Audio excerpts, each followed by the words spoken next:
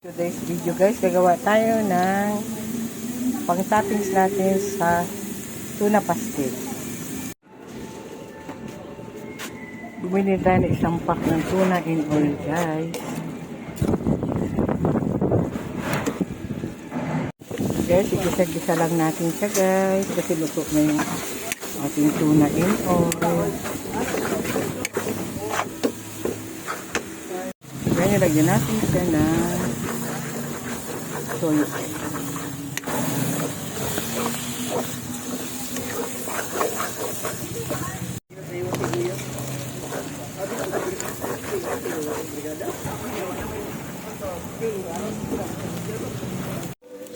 And guys, gisa-gisa lang natin yan.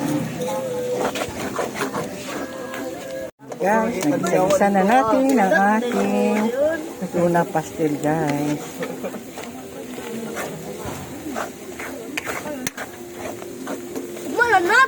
Guys, ang ating tuna toppings sa pastel guys. Guys, ang ating tuna toppings for tuna pastel. So guys, ito yung ating ito yung ating nilutong tuna pastel guys. 10 pesos lang yung isa guys, kasama yung mga sidings. Bali ito guys ay 20 pesos guys. So guys, kain tayo ng tuna pastel guys. Budget meal ito dito guys sa aming lugar. 20 pesos only guys. Meron ka ng tuna pastel with side dish guys.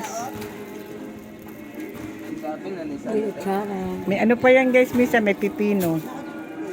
Thank you for watching.